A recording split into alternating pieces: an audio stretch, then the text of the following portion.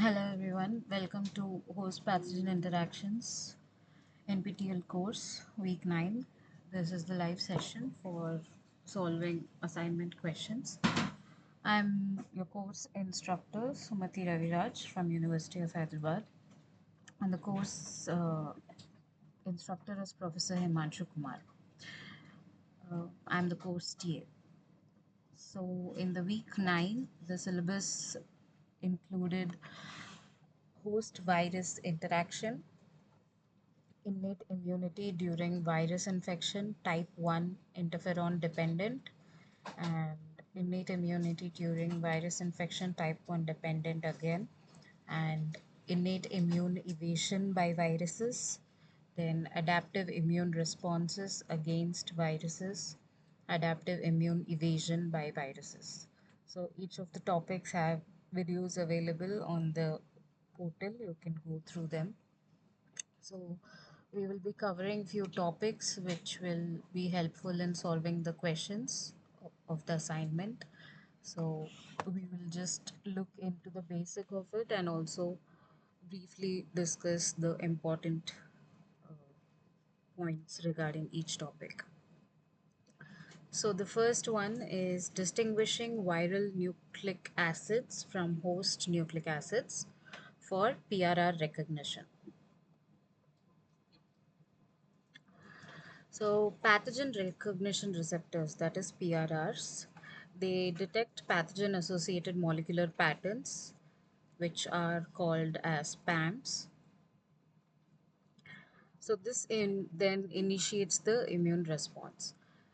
Viral nucleic acids differ from host nucleic acids. So, there are several key characteristics that allow PRRs to recognize them. So the major differences which enable PRR recognition are as follows. So the first one we'll be looking into is unmethylated CpG motifs, especially in DNA viruses. So the host DNA is typically methylated at the CpG nucleotides, while the viral DNA often contains unmethylated CpG motifs. So this is the difference between the host DNA and the viral DNA in terms of CpG nucleotides. Then it is recognized by TLR9, that is toll-like receptor 9 in endosomes.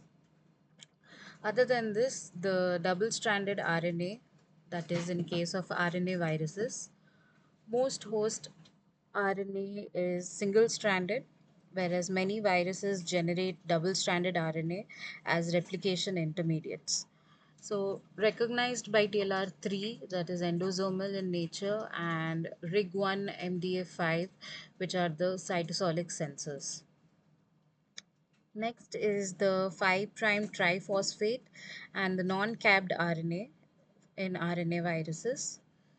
So the host mRNA has a 5' cap, while the viral RNA has a 5' triphosphate, that is 5' triple phosphate group, and then this is recognized by RIG1, which is also a cytosolic RNA sensor.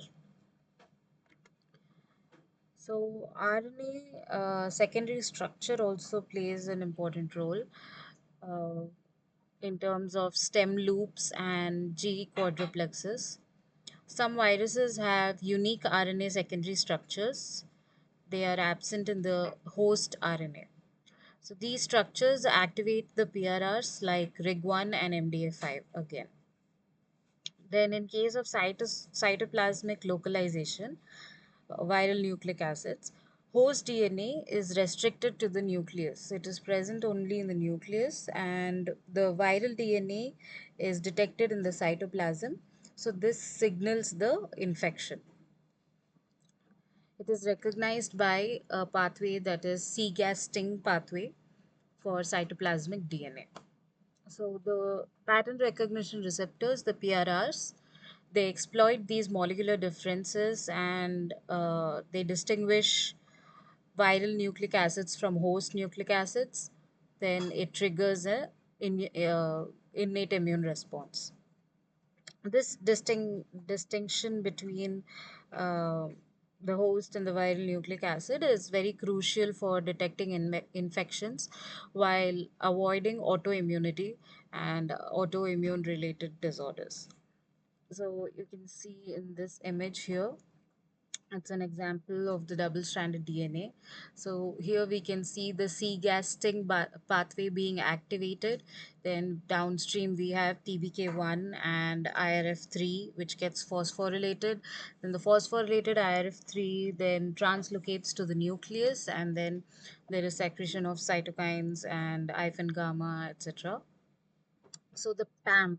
So this is the PAMP, the double-stranded DNA, which is recognized by the pattern recognition receptors, and then adapters come into play.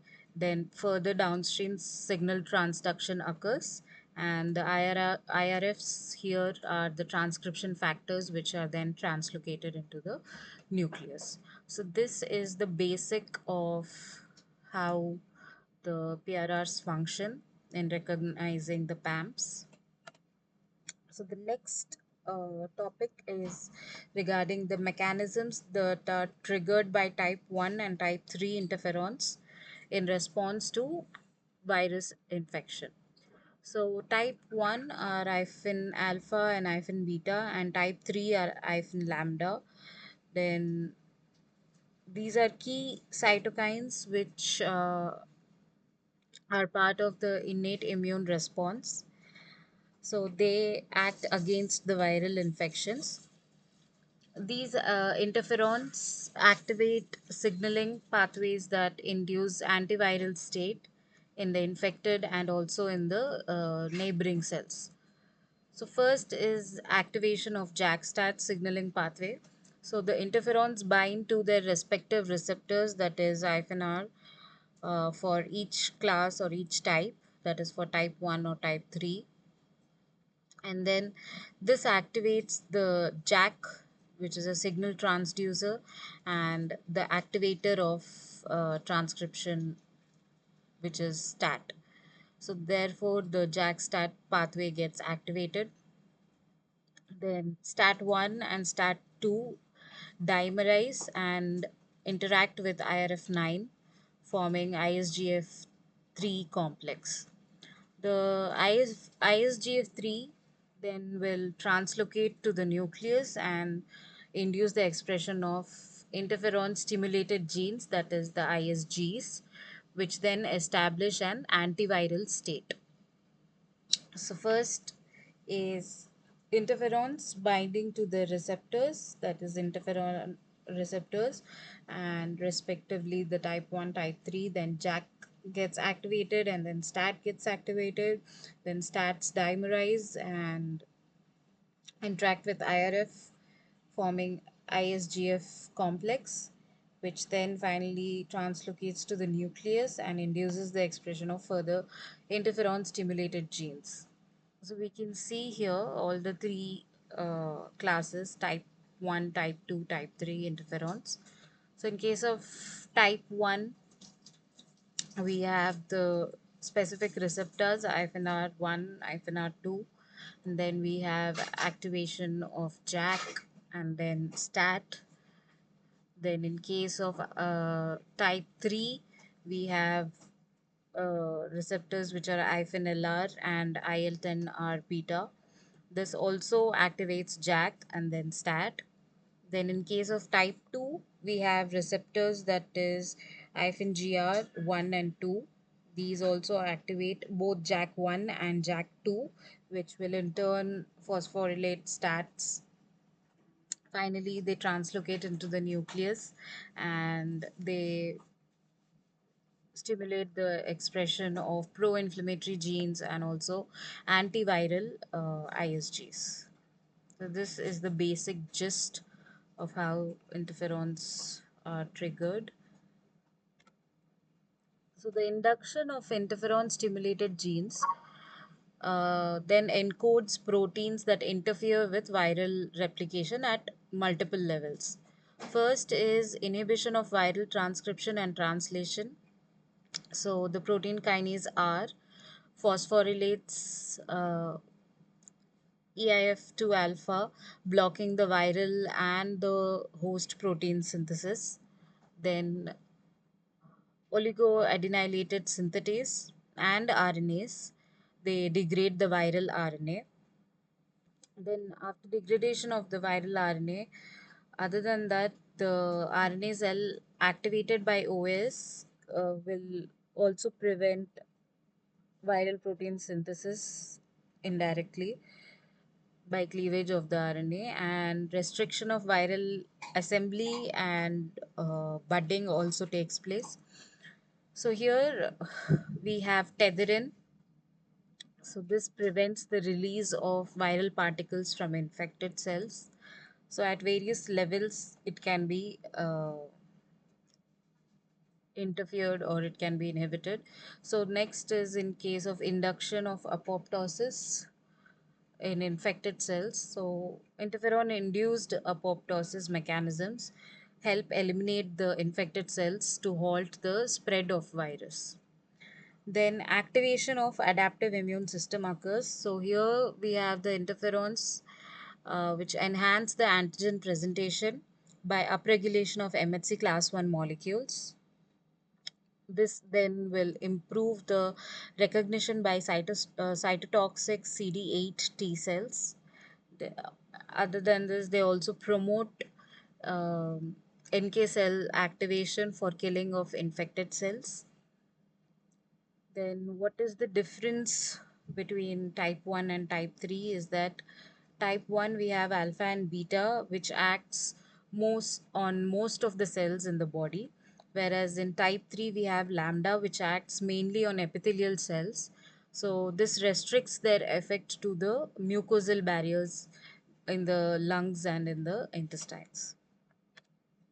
Next is hepatitis C virus. The highly variable viruses like influenza virus and hepatitis C virus evade neutralizing antibodies by altering their surface proteins. So, this is done through different mechanisms of antigenic variation. The two main strategies are antigenic drift and antigenic shift. So in case of antigenic drift, there is point mutations. So small gradual changes in the viral surface proteins due to accumulation of point mutations in genes encoding the HA, that is the hemagglutinin, and neuraminidase in influenza, or even E2 glycoproteins in hepatitis C virus.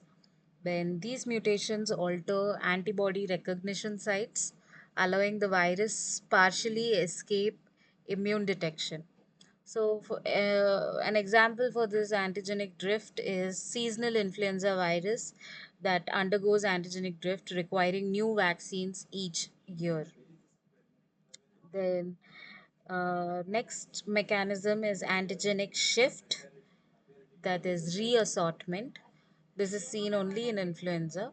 So here the major genetic reassortment occurs when two different influenza strains infect the same host cell and exchange genome segments.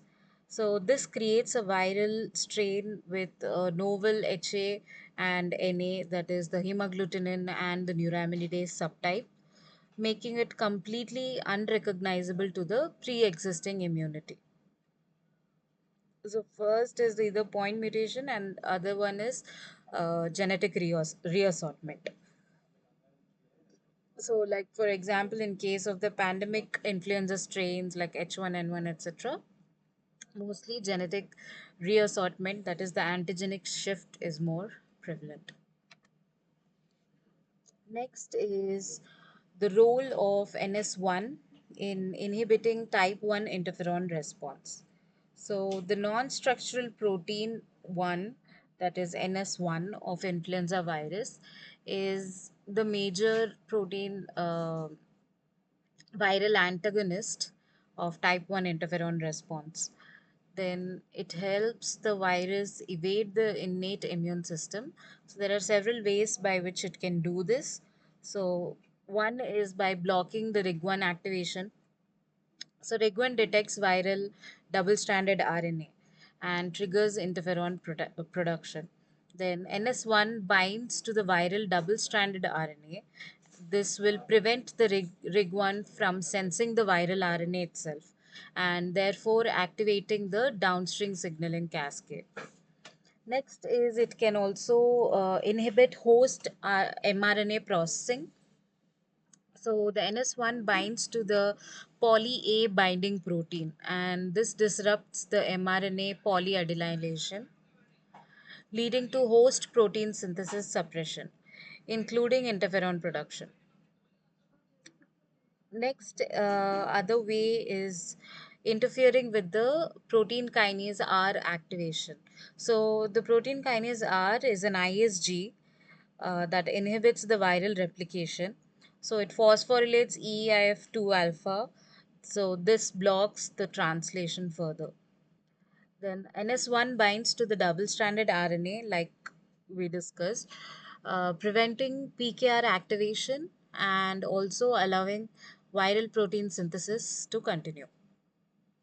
Next, other way by which it can inhibit the response is by disrupting the IRF3 and NF kappa B activation. So IRF3 and NF kappa B are transcription factors that activate interferon production. So the NS1 interferes with their activation process and prevents the interferon alpha beta expression. So first is via blocking RIG1 activation. Second is inhibition of host mRNA process. And third is interference with protein kinase R activation. And the other one is to disrupt the IRF3 and NF kappa B activation. So this is how NS1 inhibits type 1 interferon response.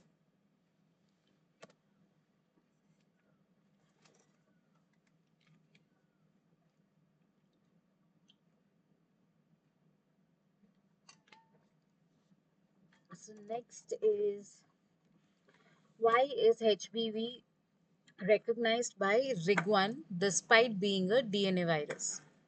So HPV, that is the hepatitis B virus, is a DNA virus, but it produces RNA intermediates. So during its replication cycle, it will have several RNA intermediates. This allows it to be detected by the RIG1, which is a cytoplasmic sensor, and it usually is responsible for detection of viral RNA. So, due to the intermediate RNA states, RIG1 can recognize HBV even though it is a DNA virus. So, the mechanism of RIG1 recognition of HBV, HBV transcribes pre-genomic RNA, that is pgRNA. HBV is partially double-stranded and it uses RNA intermediates, that is the pre-genomic RNA, during replication. Reverse transcription generates RNA, that is, RNA DNA hybrids are formed. So, the viral pgRNA is reverse transcribed into DNA by HBV polymerase inside the viral capsid. Some of the RNA DNA hybrid molecules are generated during this process. So, then RIG1 detects the HBV derived RNA. RIG1 senses specific secondary structures. So, in HBV derived pgRNA or also in the RNA DNA hybrids that were formed. This then triggers the innate immune response, leading to interferon production. Then HBV also attempts to evade the RIG1 detection. So HBV expresses viral proteins like HBX that interfere with the Rig1 signaling. So this then reduces the interferon production. However, the immune system can still recognize and respond to the hepatitis B virus infection. So the major mechanisms of Rig1 recognition is by the pgRNA, that is because the HBV transcribes pre-genomic RNA and has RNA intermediates. Then, when reverse transcription occurs, RNA DNA hybrids are formed, and then RIG1 also detects the HBV derived RNA, either directly the pgRNA or the RNA DNA hybrids. Then HBV also attempts to evade the RIG1 detection by producing certain viral proteins like HBX, but still the immune system is capacitated to recognize the HPV infection. So the hepatitis B virus is a DNA virus, but it generates RNA intermediates. So either pgRNA or RNA DNA hybrids during replication. This is why it makes HPV susceptible to recognition by RIG1 even though it detects RNA viruses. So this triggers the antiviral response.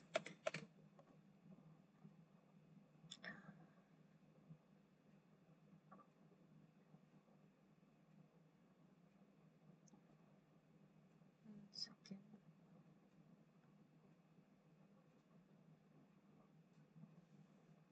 Yeah. So here we can see the RIG1 sensing the pgRNA of HPV, and the HPV tries to counteract it, but finally we have the type 3 interferons, that is the dual antiviral effect against HPV is seen.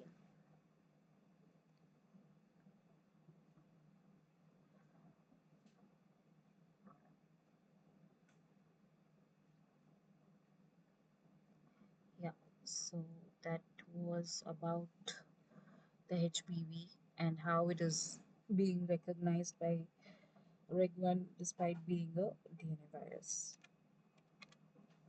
Then we have next is the role of cytotoxic T cells, that is CD8 plus cells, in the adaptive immune response. So CD8 plus cytotoxic T lymphocytes are essential for eliminating virus infected cells and also tumor cells and also intracellular pathogens as well. So their main function is to kill the infected cells and to prevent the spread of infection. So first step would be recognition of the infected cells. So here the CD8 plus cells recognize the peptides from the intracellular pathogens that are presented on the MHC class 1 molecules. All the nucleated cells express MHC class 1. So this allows the CD8 plus cells to detect the infection anywhere in the body. Then there is activation. So the activation requires two signals. So first signal is T cell receptor, which binds to the MHC1 peptide complex, and the second signal would be the co-stimulatory molecules like CD8, CD28 binding to B7 on the antigen presenting cells. So after the recognition of infected cells is done, then the killing of target cells has to occur. So once activated, CD8 plus T cells kill infected cells through two major mechanisms. So the first mechanism is perforin granzymes pathway. So the perforins create spores basically on the target cells in the cell membrane, and granzymes, these are serine proteases that enter the cell and trigger caspase activation. So this eventually leads to apoptosis. The other mechanism is FAS-FAS-L pathway, that is the death receptor pathway. So the CD8 plus T cells express FAS ligand, which then binds to FAS, that is CD95 on the target cells. So this also activates the cascade caspase cascade, which then leads to apoptosis, that is programmed cell death. Then there is also memory formation here. So after clearing the infection, some CD8 plus T cells become memory T cells. So these cells then respond more rapidly and efficiently upon reinfection. Then we also have uh, its role in viral infections and tumor immunity. So, in case of viral infections, CD8 plus T cells are crucial for controlling chronic infections like HIV, HCV, and influenza. And in case of cancer, CD8 plus T cells recognize tumor antigens and help destroying the cancerous cells. So, in conclusion, CD8 plus cytotoxic T cells recognize virus infected cells, kill them via perforin granzyme pathway or and Faz ligand pathway, and also form memory cells for long term immunity. Then they are also critical component of adaptive immunity, especially in case of viral infection and also in cancer defense. This was about cytotoxic T cells, especially CD8 plus T cells. So here we can see different T cells present. So we have CD4 plus and CD8 plus T cells. So the peripheral T cell repertoire consists of CD4 plus, CD8 plus, and also T helper cells and T regulatory cells, that is the Tregs. So these contain the entire peripheral T cell repertoire.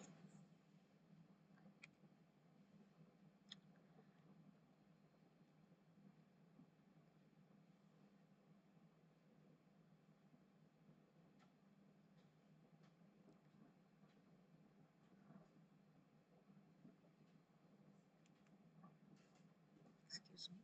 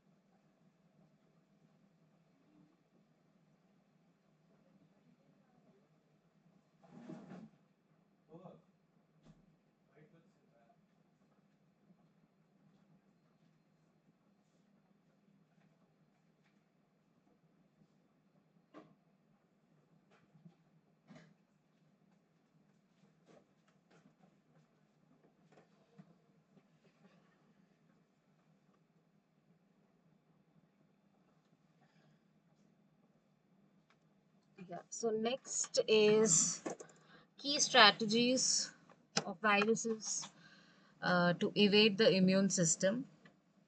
So viruses have evolved multiple mechanisms to evade both innate and adaptive immunity.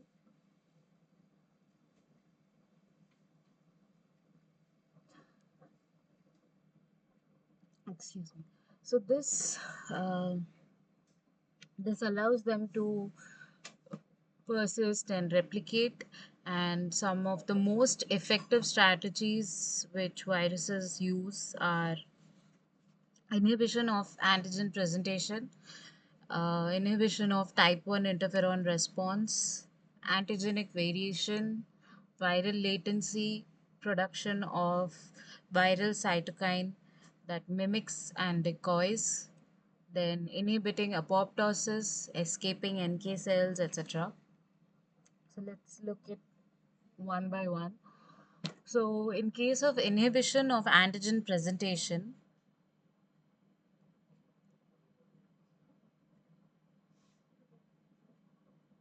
one second. Yeah. So in case of inhibition of the antigen presentation, MHC downregulation occurs. So viruses reduce the MHC class 1 expression on the infected cells. So this prevents the CD8 T cells recognition of it.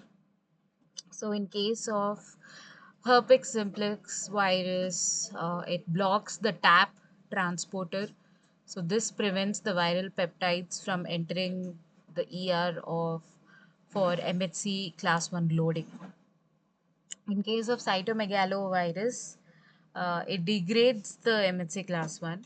So this makes the infected cells quite invisible to the T cells because the MHC receptor itself is completely degraded by the virus.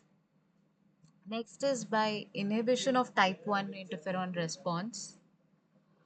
So many viruses block interferons alpha and beta, preventing the antiviral gene activation. So, in case of influenza, NS1 protein inhibits the RIG1 and it prevents the interferon production. In case of hepatitis C virus, NS3 4A proteases cleaves MAVs, so blocking interferon signaling itself. Then next is antigenic variation. So here, like we discussed, we have mutations and reassortment, both antigenic shift and antigenic drift. So viruses change their surface proteins to escape neutralization by antibodies. So the influenza virus undergoes antigenic drift, that is mutations, and then also antigenic shift, which is reassortment of the genome segments. In case of HIV and HCV, they mutate their envelope proteins very rapidly, and this helps them in evading the immune detection. Other than this, there is also viral latency. So, this helps them to hide from the immune system. So, most of the viruses enter a latent state where they do not actively replicate. So, this helps them avoid the immune surveillance. Example, the herpes virus. So, herpes virus and also the CMV and EBV, they establish a lifelong latency in neurons or also within the immune cells itself. And HIV integrates into the host genome, forming latent reservoir. Then we also have production of viral cytokine, mimics, and decoys. So, some viruses produce cytokine like proteins that interfere with immune signaling. In case of vaccinia virus, it produces a soluble interferon receptor. So then the interferon will bind to this soluble receptor and it will prevent it from binding to the actual interferon receptors and prevent its signaling. In case of EBV, that is the Epstein-Barr virus, it encodes IL-10 homolog. So this suppresses the immune activation. Then we also have inhibition of apoptosis. So the virus blocks the host cell apoptosis, ensuring their survival within the cells. And like the HPV, E6 protein degrades P53. So this prevents the apoptosis in the infected cells. And also in case of adenovirus, E1B protein is produced which inhibits the apoptosis by interacting with the BCL2 family proteins. So basically, they interact with the proteins which trigger the programmed cell death, that is apoptosis, and thereby they can uh, protect themselves by preventing infected cell apoptosis. Next, they can also escape the NK cell killing. That is, some viruses express MHC-like molecules. So they basically trick the NK cells into not attacking the infected cells. So the NK cells then bind to these MHC-like molecules where there is no signaling downstream that occurs. So in case of human CMV, it expresses UL16 and UL18 which mimic the MHC class 1, and this inhibits the NK cell recognition. So in conclusion, viruses use multiple strategies to evade immune detection, including MHC downregulation, interferon inhibition, antigenic variation, latency, cytokine mimics, and apoptosis inhibition, and also NK cell evasion. So these mechanisms allow them to establish chronic infections or to escape the immune surveillance and immune clearance. This is how viruses use different strategies to escape or evade from the immune system.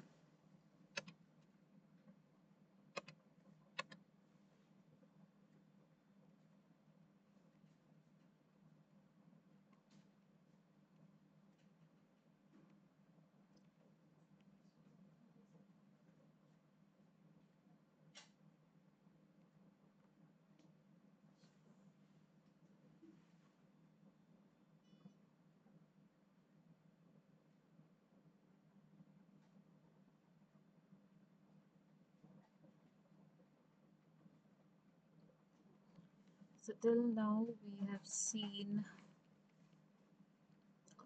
viral nucleic acids from host nucleic acids for PRR recognition, and we've seen type 1, type 3 interferons in antiviral response, hepatitis C virus, how they evade neutralizing the antibodies, and role of NS1 in inhibiting type 1 interferon response. Then we also discussed about how HBV is recognized by RIG1 despite being a DNA virus. Then role of cytotoxic T cells, that is the CD8 plus T cells in adaptive immune response. Then we discussed few strategies of viruses that they use to evade or escape the immune system. So next we will be going to the myxomatosis experiment.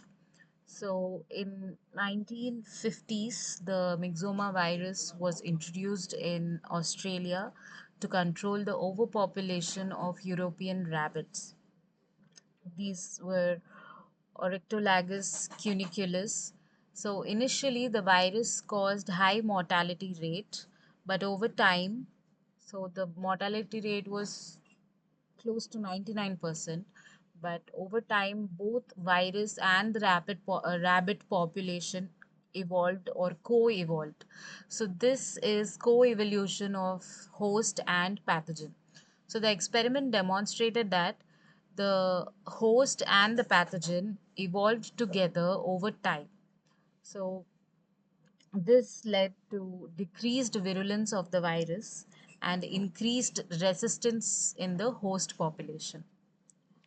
This is how they co-evolved to be existing at the same time together. So initially, the virus was highly lethal and it was killing most of the infected rabbits, like we said, 99% of the infected rabbits. But however, over time, it became less virulent, and the less virulent strains of the virus became more dominant. So why this occurred was extremely virulent strains killed the hosts too quickly. So if there are no hosts, the virus then cannot survive. So this reduced the viral transmission, and moderately virulent strains allowed the host to survive little longer, and this helped the virus in continuing its spread and transmission. So at a time, if they kill all the hosts, then after a point of time, there will not be any more hosts for the virus to infect. So that is why the highly virulent strain quickly, were reduced in number, and the moderately virulent strain, which had a balance and which allowed the host to survive a little longer, increased the virus spread, survived further. So, other than this, the host also increased some sort of resistance. So, the rabbits developed genetic resistance to the virus, and surviving rabbits passed these resistant genes to their progeny. So this helped them to, withstand the virus evasion and leading to a more immune adapted population. So both uh, moderately virulent strains surviving and resistance being increased in the host population helped them to co-evolve together. So what were the implications of this experiment? Was the pathogens evolved towards optimal virulence. Optimal is something which is well balanced, not too lethal, not too ineffective. So a moderation is always required. So if it's too lethal, it will kill the host immediately and completely all at once, but still effective transmission is required. So they evolved to have a more optimal virulence. Then host development of resistance through natural selection. So this led to a long-term evolutionary arms race. Then co-evolution of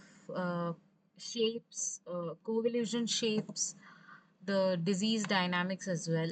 So this concept also applies to human diseases like HIV, influenza, and COVID-19. So even though they were very lethal and deadly, they did not completely eradicate the host because they need the host for their survival. So they co-evolved with the host. Less virulent strains then became widespread, and the host also started showing resistance or developing resistance. The more the hosts which showed the resistance survived, the ones which did not. So it went through a process of natural selection.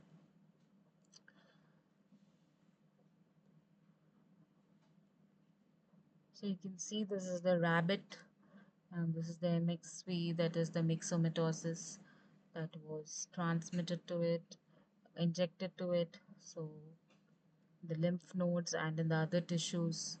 So it basically, you can see the lymphocytes, monocytes, epidermis, then further transmission occurs.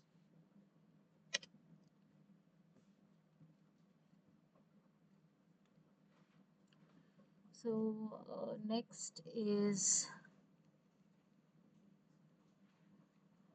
the role of small interfering RNAs, that is the siRNAs, in antiviral defense. So, what are siRNAs? siRNAs are approximately 21 to 23 nucleotide double stranded RNA molecules that play a crucial role in RNA interference mechanism. So, they are key components of the innate immune response in plants, vertebrates, and also in some mammals against viral infections. So, the mechanism of siRNA mediated antiviral defense is first, the viral double stranded RNA recognition occurs. So, many viruses produce double stranded RNA during replication. So, the host dicer enzyme or ribonuclease recognizes and cleaves the viral double stranded RNA into siRNA, that is the small interfering RNAs. Then the siRNA incorporation into the RISC complex. So siRNAs are located into the RNA induced silencing complex, that is the RISC complex, and the argonuate, the agoprotein in the RISC complex helps separate the siRNA strands. Then targeting viral RNA for degradation. So the single-stranded guide siRNA directs the risk to the complementary viral mRNA. Then argonuate cleaves the viral RNA, preventing the translation and eventually stopping the viral replication. So the importance of siRNA in antiviral defense is innate immunity in plants and vertebrates, virus-specific targeting, potential for antiviral therapies. So in case of innate immunity, RNAi is major antiviral defense mechanism like we discussed in plants, insects, nematodes, since they lack interferon system. Excuse me.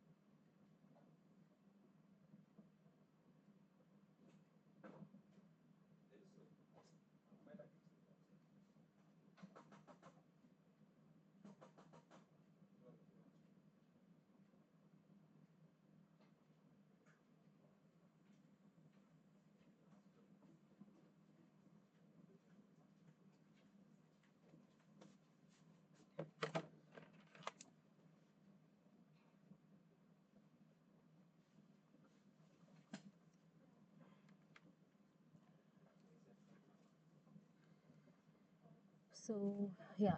So, in case of virus specific targeting, unlike the broader immune response, siRNAs are target specific viral sequences. So, this makes them highly selective. Then, the potential for antiviral therapies. So, synthetic siRNAs are being explored for treating HIV, influenza, SARS-CoV, and hepatitis and others. So, this is by silencing the viral genes. So, we can see here the induced RNAi resistance, so partial or complete deletion, point mutation within the target, point mutation, etc. So we see the viral RNAi suppressors here. So there is the dicer, then we have the risk complex, then suppressor proteins inhibit the dicer or the RNAi components, and RNAi suppressor proteins sequester the siRNAs. Then there is also intrinsic RNAi resistance. So this was briefly about small interfering RNAs or siRNAs. Then finally we have again the viral strategies that evade the host's innate immune system. That is the innate immune response. So viruses have evolved multiple mechanisms to evade the detection and suppression by the innate immune system. So this helps them to replicate efficiently and establish the infection.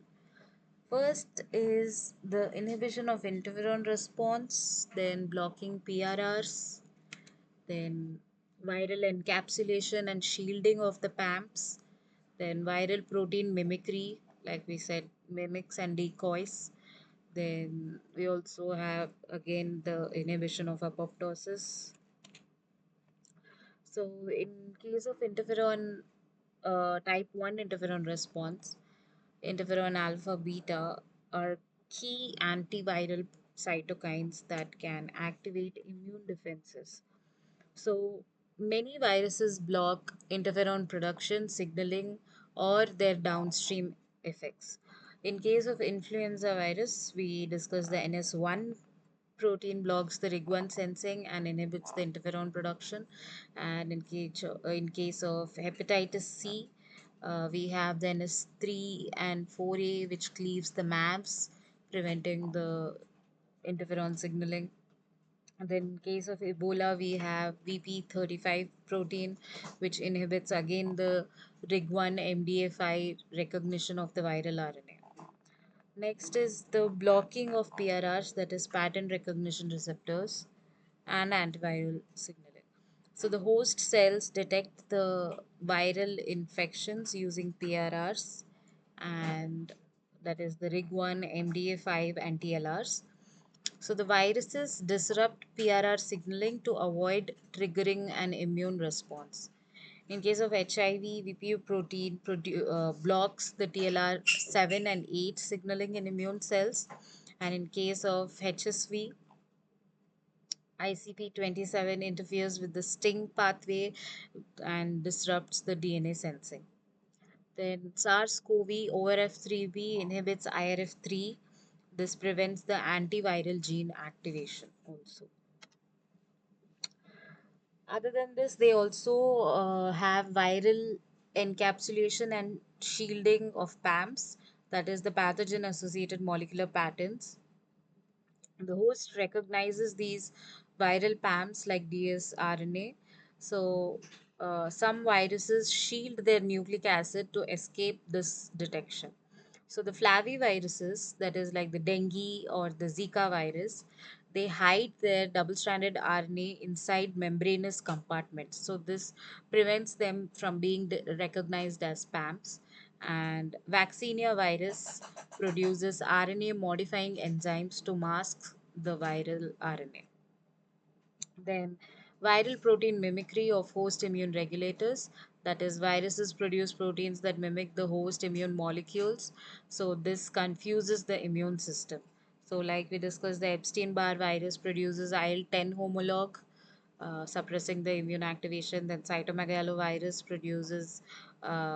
mimics the MHC class 1 to evade NK cell recognition. Then there is obviously inhibition of apoptosis, which prevents the host cell death and allows the virus to replicate. So some viruses block the apoptosis, ensuring prolonged virus replication, like the human papilloma virus.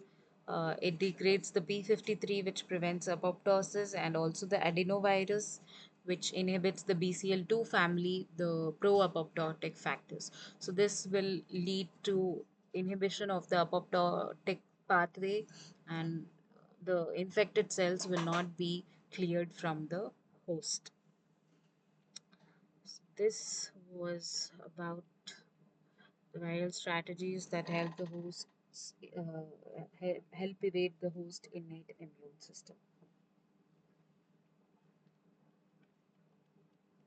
So that is it for this session.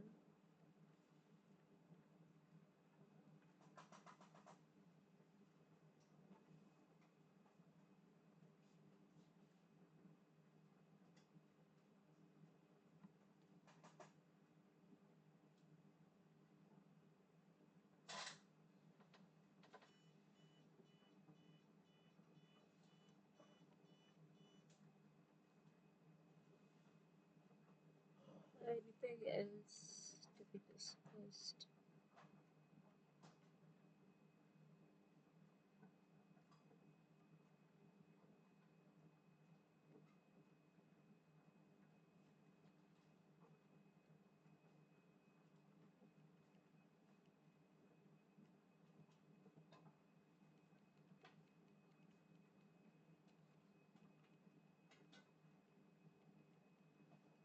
Yeah, so we had the viral nucleic acids and the host nucleic acids of for PRR recognition, then type 1 and type 3 interferons and antiviral response, then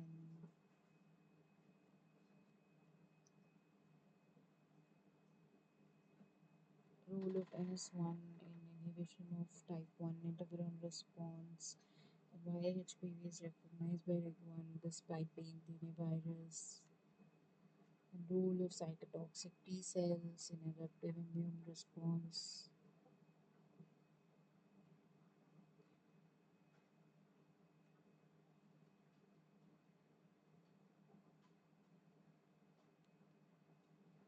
And key strategies of viruses to evade the immune response, immune system. Then overview of the myxomatosis experiment.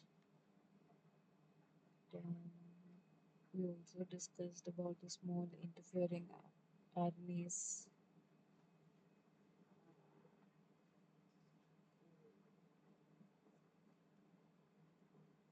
Then viral strategies to evade those innate immune response.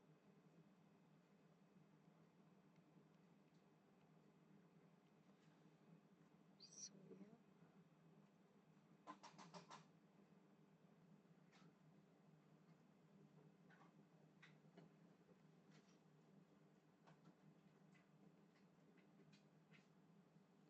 So coming to the assignment questions, which characteristics distinguish viral nucleic acid from host nucleic acid facilitating PRR recognition? We discussed.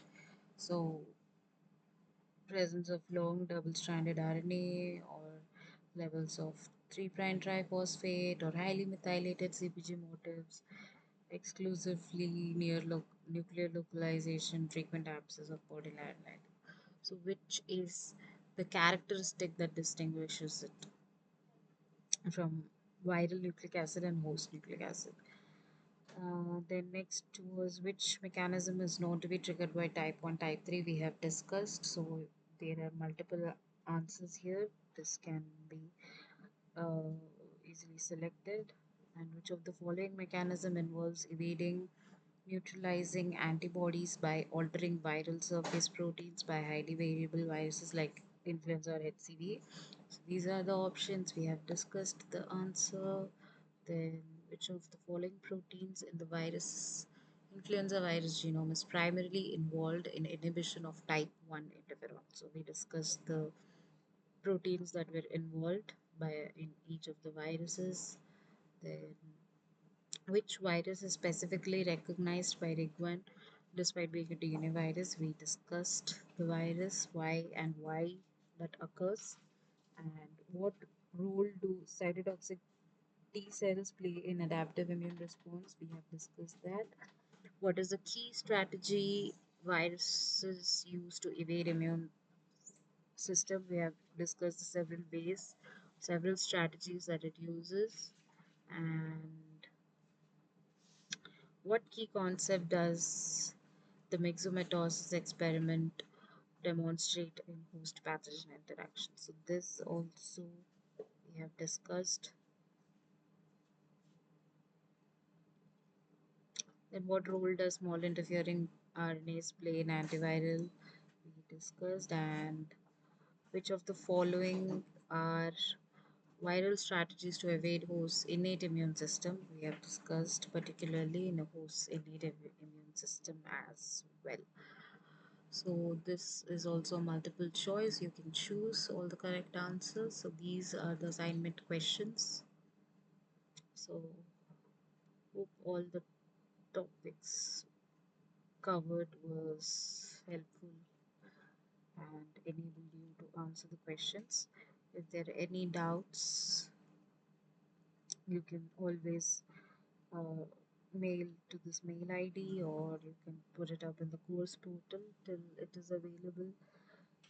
Your queries and doubts will be addressed. So that is it for week 9.